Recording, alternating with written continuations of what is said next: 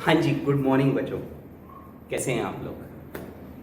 तो चलिए आज शुरू करेंगे कॉन्ट्रैक्ट एक्ट में अपना ऑफर या प्रपोजल।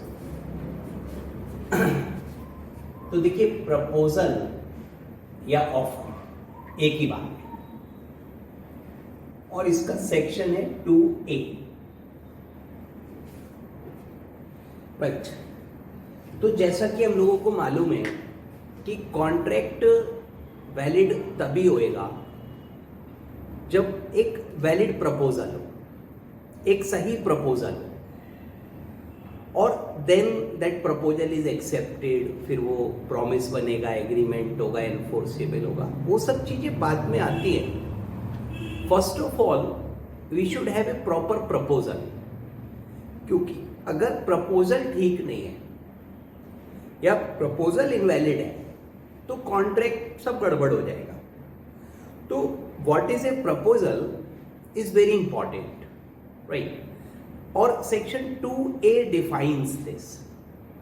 देखिए, जब भी हम लॉ में कोई डेफिनेशन डिस्कस करते हैं या कोई सेक्शन डिस्कस करते हैं तो 3-4 लाइन में, 2 लाइन में वो होता है और फिर बाकी उसका डिस्कशन होता है। तो वो जो 2-3 लाइन का सेक्शन है, जो लीगल प्रोविजन है, उसमें हमें कोशिश करनी है कि हम उसको एज इट इज कर पाए जितना हो सके। और बाकी का जो डिस्कशन है that we can write in our own words. उसके लिए जरूरी नहीं है कि हम वही लैंग्वेज यूज करें, बट जो लीगल प्रोविजन है अगर वो मिलता जुलता लैंग्वेज में जितना ज्यादा आ जाएगा उतना हमको मार्क्स अच्छे मिलेंगे। डिस्कशन तो देखो हर कोई अपनी लैंग्वेज में कर सकता है, तो डिस्कशन के लिए हमें जरूरी नहीं है कि हम वही लैंग्वेज रखें। तो डेफिनेशन ऑफ ऑफर या प्रपोजल बच्चों, अब देखिए ये डेफिनेशन क्योंकि एज पर सेक्शन है तो ये मेन है, उसके फिर एनालिसिस वगैरह हम अपने वर्ड्स में कर सकते हैं, नो प्रॉब्लम। तो देखिए, when one person signifies to another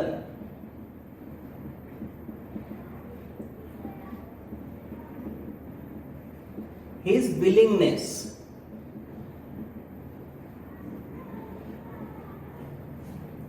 to do or to abstain from doing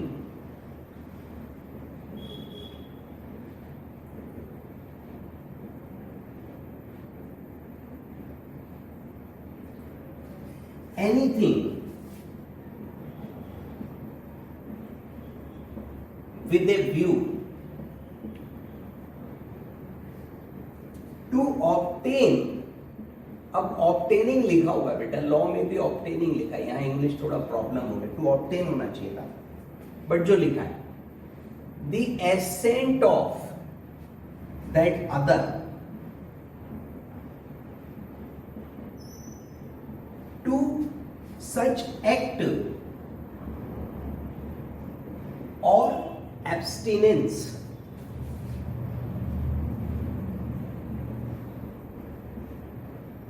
he is said to make a proposal।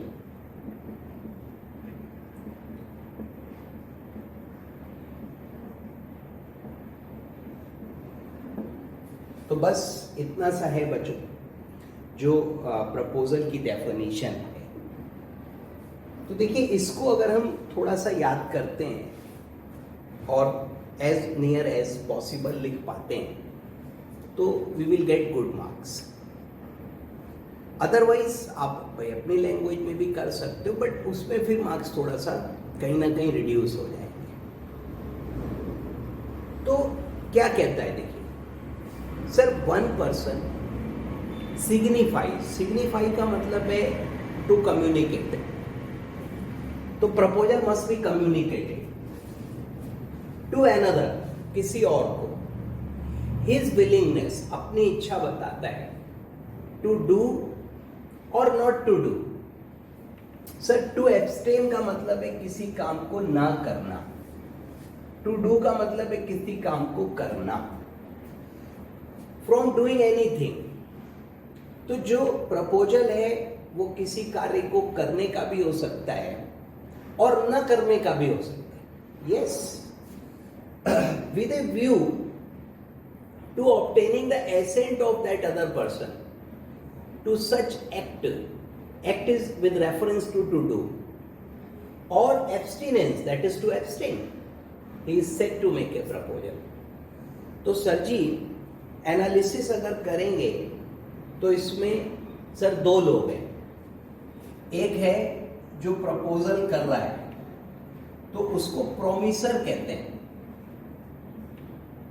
या ऑफरर भी कह सकते हैं,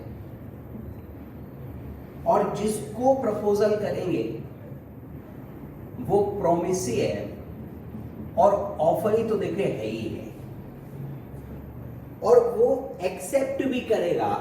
तो जब एक्सेप्ट कर देगा तो he will become acceptor. For a valid offer the party making it must express his willingness to do और नॉट टू डू समथिंग।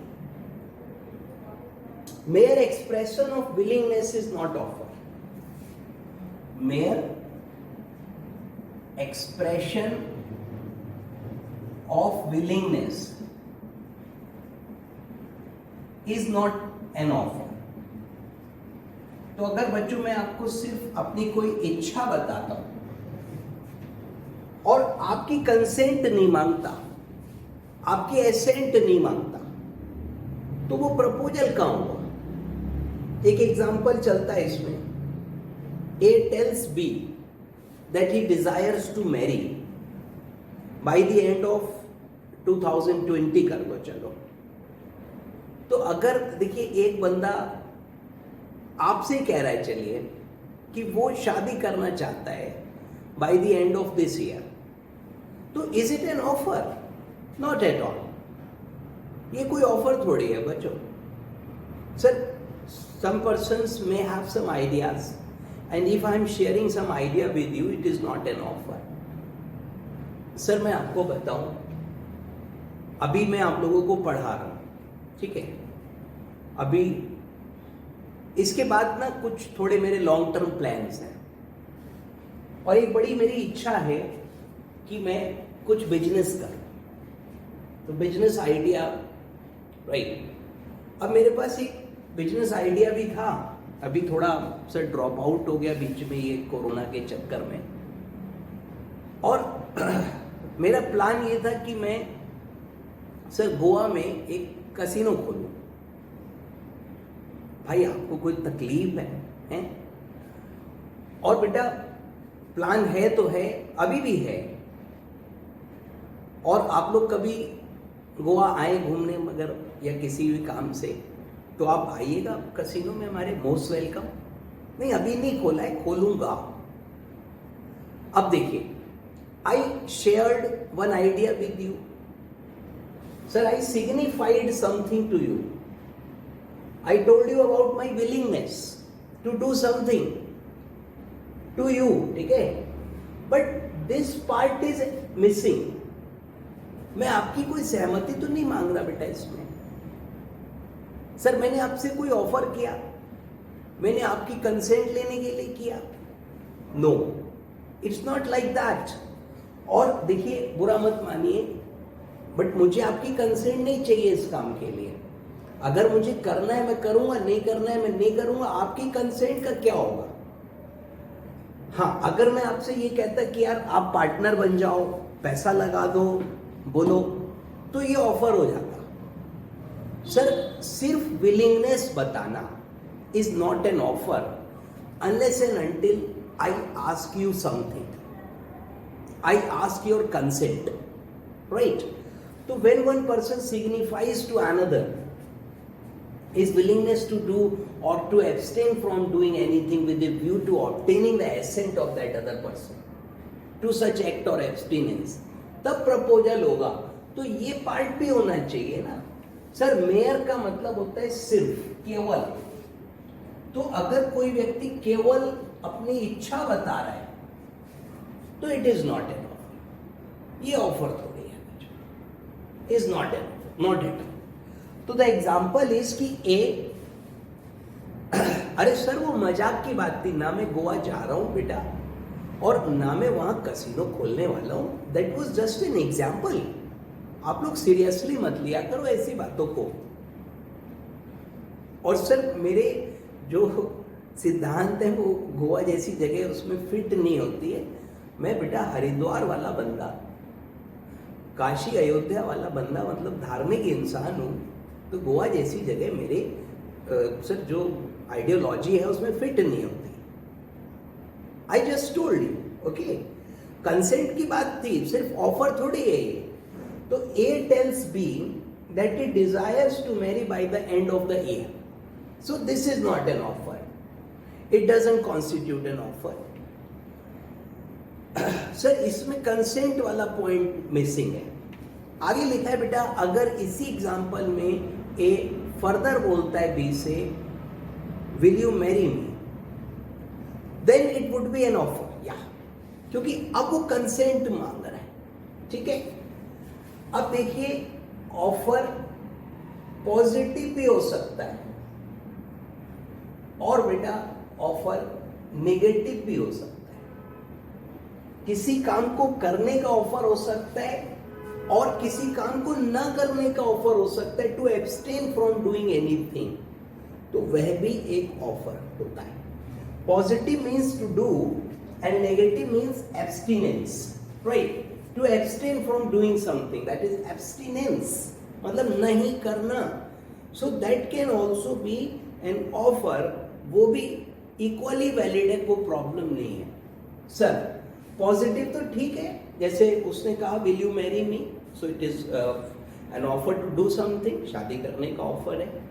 आपने मुझसे कहा सर जी पढ़ा दीजिए, so that was an offer to do something, ठीक है, तो ये भी एक ऑफर है। और ये सब पॉजिटिव ऑफर्स है। नेगेटिव कैसे होता है, मैं आपको एग्जांपल देता हूं। सपोज एक मिस्टर एक्स है, ठीक है, उनका एक सन है जिसकी एज है 17 ईयर्स, और बच्चों ये दिन भर जो है वो पबजी में लगा रहता है। आई डोंट नो पबजी कैसे लिखा जाता है, शायद ऐसे होता है पबजी। गेम का नाम है, हम सबको मालूम है बच्चों। अब देखिए पबजी किसी के भी पिताजी को तो पसंद है नहीं, बच्चों को बहुत अच्छा लगता है। अब फादर ने इसको ऑफर किया कि अगर भाई तू पबजी खेलना छोड़ देगा, if you stop playing this game I will give you this and that. कुछ भी ऑफ कंसिडरेशन उन्होंने रख दिया। It can be monetary, it can be non-monetary, anything. तो father made an offer, father made, yeah, signified his willingness to his son to not to play PUBG. उसको कह रहे हैं कि तू PUBG खेलना छोड़ दे भाई, और मैं तेरे को 5,000 रुपए दूंगा, से फॉर एग्जाम्पल, ठीक है, with a view to obtain the assent। उसकी सहमति भी चाहते हैं इस बात के लिए। और बच्चों this is an offer for not doing something, ये एब्सटिनेंस है। और अगर फादर के कहने पे वो बालक पबजी खेलना छोड़ देता है तो father is under obligation to pay him 5,000 rupees. लेकिन एक चीज याद होगी आपको, मैंने आपको बताया था family arrangement must be in writing. ये लिखवा के ले लेना पप्पा से। तो मित्रों ये नॉट टू डू समथिंग हो गया, ये भी वैलिड ऑफर है, इसमें भी कोई प्रॉब्लम नहीं है। एग्जाम्पल है, A offers to sell his car to B for 3 lakh rupees is an act of doing, और ऑफर है रिपेयर चार्जेस वगैरह वगैरह, नॉट डूइंग भी हो सकता है।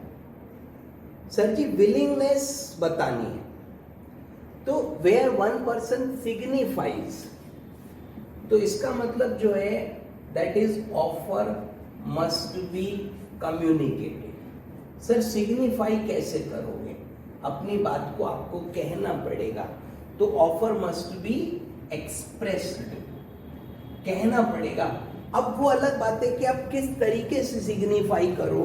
Sir, it can be expressed by words, it can be expressed by some conduct, it can be expressed by some act. तो विभिन्न प्रकार के एक्सप्रेशंस हो सकते हैं, but you must signify, there must be communication. Communication can be take different types, right? Now the heading is kinds of offer. तो देखिए, offer समझ में आया क्या है कि one person signifies his willingness to another person to do something or not to do something, that is to abstain from doing anything. So such act or abstinence, and बच्चों, with a view to obtaining the assent of that other person. अब जो offer है, देखिए, एक होता है express offer, मतलब by words. एक होता है implied offer, not by words but by conduct, by situations, by circumstances. ठीक है. एक होता है general offer, that is offer to general public, anyone can accept. एक होता है स्पेशल ऑफर या specific offer, particular offer, that is made to a particular person, to a definite person. Express offer is expressed by words, oral और written दोनों words हैं बेटा. तो offer is expressed. Implied offer is by conduct, circumstances etcetera, means without use of words, बिना शब्दों के किसी भी प्रकार का ऑफर इम्प्लाइड ऑफर है. General offer is made to general public, that is anyone can accept it, anyone can accept this, और contract हो जाएगा बेटा. Particular offer is made to a specific person, किसी निश्चित व्यक्ति को किया जाएगा, and only that person can accept it, वही स्वीकार कर सकता है बेटा. सर, इसके अलावा we have cross offer, we have counter offer. So these are the types और काइंड्स ऑफ ऑफर. ऑफर के प्रकार हो सकते हैं बच्चों. तो express offer, as it is expressed, so that means कि it is by words, either in writing और ओरली. तो ये सिंपल है बच्चों, ठीक है, इसमें कुछ खास नहीं है. और देखिए, जो दिया है that is general offer, special offer, counter offer, cross offer, standing offer रह गया. ओके, सो स्टैंडिंग ऑफर भी होता है बच्चों. Standing offer, standing offer is valid for some prescribed time. एक निश्चित समय तक वैलिड है, you can accept this within that time, उसके बाद खत्म हो जाता है. क्रॉस ऑफर का मतलब है similar offers by two person to each other without knowing that other person has also made the offer. और बच्चों, it is not acceptance. Contract अभी नहीं हुआ है जब तक एक्सेप्टेंस नहीं होगी. अभी समझाता हूं बेटा. Counter offer is when the offeree make changes in offer,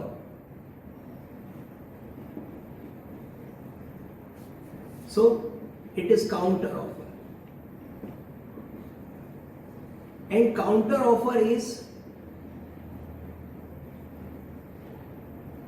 rejection of offer. मैं समझाता हूं बच्चों. I will tell you anything. So let me explain one by one the things, right? तो फर्स्ट इज बच्चों जनरल ऑफर, ठीक है, जो book में दिया हुआ है. Let us discuss this general offer. So general offer means offer made to general public, offer made to public, general public. So one sided type हो गया ये बच्चों. And anyone can accept this. It is not made to a particular person. For example, Mr. X का जो बालक था वो खो गया, घर से भाग गया. सर अब वो घर से भाग गया तो भाग गया, माने उसका. Now Mr. X announced कि कोई भी बंदा जो उसको घर लेके आएगा या उसका एड्रेस बताएगा वो उसको 10,000 रुपए देंगे. Now this is an offer made by Mr. X to whom? To public, to anyone. कोई भी ले आओ यार. तो बेटा ये जनरल ऑफर है and anyone can accept this. It is open offer for the general public. Right? कोई भी स्वीकार कर सकता है. सर टेलीविजन पे पहले एक ऐड आता था, कोई सर वाटर प्यूरिफायर था और वो कहते थे हमारा पानी सबसे साफ, और अगर इससे ज्यादा साफ कोई और मशीन कर दे तो हम उसको 1 करोड़ रुपए का इनाम देंगे. Now it is general offer. आप उससे ज्यादा साफ पानी लेके जाओ. सर बंद हो गया एड, हो कई लोग पहुंच गए क्लेम करने. अब वो क्या हुआ अलग बातें हैं, but that is general offer. He general offer. Anyone who comes in like that. Sir इसमें एक जोक चला करता है, मैं आपको फिर बता दूं, जोक है, दिल पे मत लीजिएगा. सो मैं सुनाता हूं आपको, मैं बताता हूं बच्चों. अभी आप लोगों ने आईसीआई का हेड ऑफिस देखा होगा दिल्ली में. नहीं देखा कोई बात नहीं. सर ये आईटीओ नाम की जगह पर है. आईटीओ वहां पे बहुत फेमस प्लेस है, इनकम टैक्स ऑफिस के नाम से आईटीओ पड़ा है. और दिल्ली पुलिस हेडक्वार्टर के ठीक सामने आईसीआई की बड़ी सी बिल्डिंग है, हेडक्वार्टर है वो हमारा इंस्टीट्यूट का. अब उसके सामने जो रोड है भाई, उस पर बहुत ट्रैफिक चलता है, बहुत ज्यादा. दिन भर वहां जाम लगा रहता है. There is huge traffic. और जब रेड लाइट खुलती है तो इतनी तेज भागता है ट्रैफिक, धड़ धड़ धड़ धड़. अभी क्या हुआ, एक दिन वहां पे एक बुल जो है, बुल समझते हो ना, काऊ का हस्बैंड, तो वो रोड के बिल्कुल बीच में आके बैठ गया. अब भाई सब ट्रैफिक जाम, अब उसके ऊपर से थोड़ी बस चला देंगे, तो दिक्कत कर रहा वो. अब वो बहुत देर हो गई बैठा हुआ. लोगों ने उससे रिक्वेस्ट करी चले जाओ, वो नहीं गया. उसको धमकाया जाओ नहीं मारेंगे, वो नहीं गया. एक आध शरारती बच्चे ने पत्थर उत्तर भी मारा, नहीं गया. लोगों ने पानी फेंका उसके ऊपर, नहीं गया. भाइयों बहनों, उसके बाद इंस्टीट्यूट में से हमारे, क्योंकि इंस्टीट्यूट के सामने की घटना, एक प्रोफेसर साहब निकल के आए. उन्होंने स्थिति को देखा, समझा, बुल के पास गए और उसके कान में उन्होंने कुछ कहा. और बच्चों उसके बाद वो ऐसा भागा वहां से, ऐसा भागा, ऐसा भागा, फिर कभी दिखाई नहीं दिया. इतनी जोर से भागा. अब खैर ट्रैफिक चल गया, सब नॉर्मलाइज हो गया चीजें. लोगों ने पूछा उनसे, प्रोफेसर साहब कि साहब आपने इसके कान में क्या कहा, ऐसी क्या बात कह दी कि ये भाग गया. बोले कुछ नहीं, मैं तो बस ये पूछा था क्या भाई तू भी सीए करेगा. एनीवे जोक खत्म हो गया. देखिए समझ में नहीं आया बच्चों.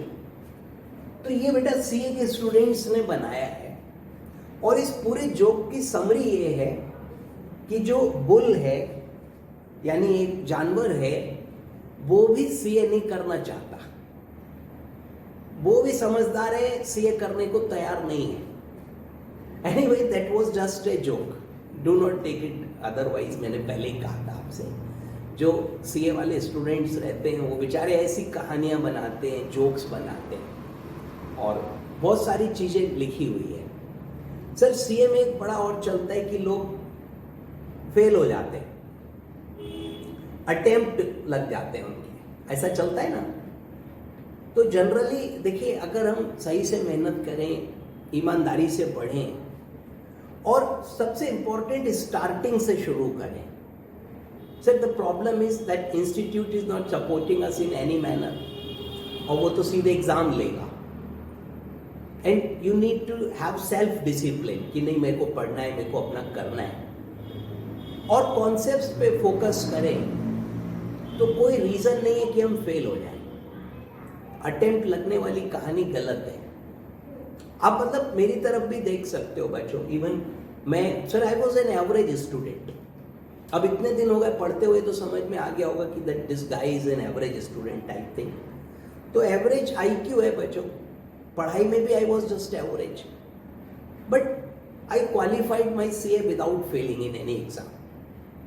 कभी इंस्टीट्यूट ने फेल नहीं किया। So that is God's grace, है ना। बस फोकस कर लेता था मैं। अगर मेरा वर्क पेंडिंग है तो first of all I have to do that. और रिवीजन इज वेरी इंपॉर्टेंट। जो हो गया है उसको रिवाइज करते रहिए, दैट इज वेरी इंपॉर्टेंट। तो कोई वजह नहीं है कि आप फेल हो जाओ। अब ये फाउंडेशन इज इजी तो ठीक है, we will get good marks, अच्छे नंबर लाएंगे। आगे थोड़े नंबर भले ही कम हो जाए पर पास तो हो ही जाएंगे। तो सर जी शुरू से चलना पड़ेगा, मुश्किल नहीं है CA। तो मैं बता रहा था, लोगों ने अटेम्प्ट्स पे लगा रखा है। अब एक बार CA स्टूडेंट चर्च में गए, वहां लिखा था गॉड नेवर फेल्स।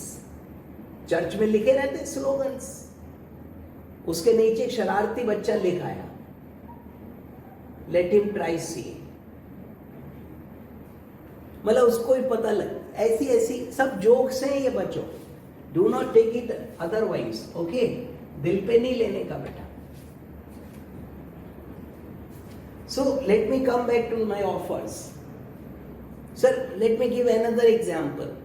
अब जैसे अपना क्लास है, ठीक है, अब रूम तो नहीं है but class is there, students भी हैं। अब अगर मैं फिर बता दूं, I am just giving an example, ये सिर्फ एग्जाम्पल है। अच्छा, वीडियो में तो एडिटिंग हो जाती है, तो you will remove these word that this is an example, खाली उतने वर्ड्स रख लो, ओके। फिर भी चलो, अब मैंने कहा कि भाई अगर कोई बच्चा एग्जाम में, फाउंडेशन में, लॉ के पेपर में 90 या उससे ज़्यादा मार्क्स लाता है, ये एग्जाम्पल है, मैंने बीच में बोल दिया इस बार, तो मैं उसको 5000 रुपीज़ कैश प्राइज दूंगा। I repeat the example. अगर कोई बच्चा लॉ के एग्जाम में, फाउंडेशन में 90 मार्क्स से ज़्यादा लेकर आता है, यानी 91 to 100, तो एग्जाम्पल मैंने ये दिया कि मैं उसको 5000 रुपीज़ दूंगा as a cash prize, as an incentive for doing a good job. बेटा फिर बता दूं एग्जाम्पल, मैं नहीं देने वाला। तो ये जनरल ऑफर है या किसी पर्टिकुलर पर्सन को है? Sir this is to everyone. आप में से कोई भी, यू ऑल आर एलिजिबल, ठीक है। जो भी करेगा मैं उसको 5000 रुपये दूंगा। तो ये बच्चों जनरल ऑफर नहीं है, this is a serious offer, ठीक है। Sorry, this is not a specific, this is general offer, this is to everyone, but हाँ only to our students, but specific नहीं है, it is not to a particular person. तो general offer किसी को भी कर सकते हैं। और देखिए इसमें एक बहुत फेमस केस लॉ है, Carlill versus Carbolic Smoke Ball company.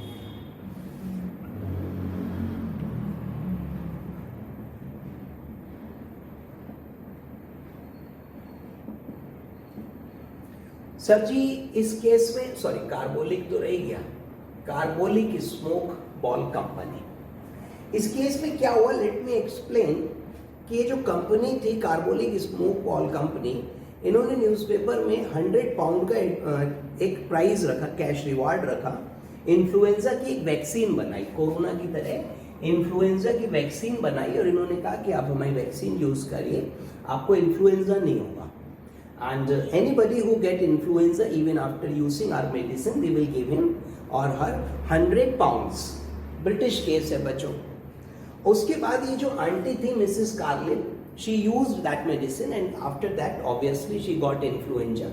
Then she claimed to the company for £100 and company refused कि you never accepted the offer. So when they said कि anybody who uses our medicine, so it is general offer. And when Mrs. Carlyle used that medicine, so it is acceptance. Acceptance by conduct. पैसे देने पड़े इनको. General offer है, ठीक है. चलो sir, specific offer is to a particular person, to a specific, and that can be accepted only by that person only. Suppose A offers B to marry. A ने B को शादी का offer किया, right? तो it means C D E can accept this? No, only B can accept और B can reject. But this is not an offer to general public or anybody else. So that is a special offer, a specific offer. बच्चों, next, cross offer. Cross offer is a मजेदार thing. And what happens that one person makes an offer to other person, and the other person also makes the similar offer to the first person without knowing that the first person has made offer to him. A ने B को offer किया, B ने A को offer किया, and both offers are same. ए ने B को शादी का प्रपोजल भेजा बाय लेटर. इससे पहले कि बी के पास लेटर पहुंचे, बी ने ए को शादी का प्रपोजल भेज दिया by letter. Okay, now this is cross offer. और बच्चों, ये एक्सेप्टेंस नहीं है. इसका मतलब शादी पक्की हो गई ना, क्योंकि ऑफर पहले कम्युनिकेट होगा, उसके बाद एक्सेप्टेंस होगी. So cross offer can not be treated as communication, cross offer can not be treated as acceptance. Acceptance देनी पड़ेगी. तो when two parties exchange same offer, identical offer in ignorance, उनको पता ही नहीं दूसरे ने ऑफर दिया, तो they are called cross offer and there is no binding contract. अभी कॉन्ट्रैक्ट नहीं हुआ है बच्चों, जब तक एक्सेप्टेंस नहीं हो जाएगी. ए ने बी को 2 लाख रुपए में कार सेल करने का ऑफर किया, बी ने ए को 2 लाख में कार सेल करने का ऑफर किया, परंतु क्या है, खरीदने का ऑफर. एक ने बेचने का, एक ने खरीदने का ऑफर किया, परंतु क्या है कि दोनों को एक दूसरे के ऑफर का पता नहीं है. So it can not be treated as acceptance. It is not a contract, it is just a cross offer. After that at least one of them should accept the offer. ठीक है बच्चों. Now counter offer.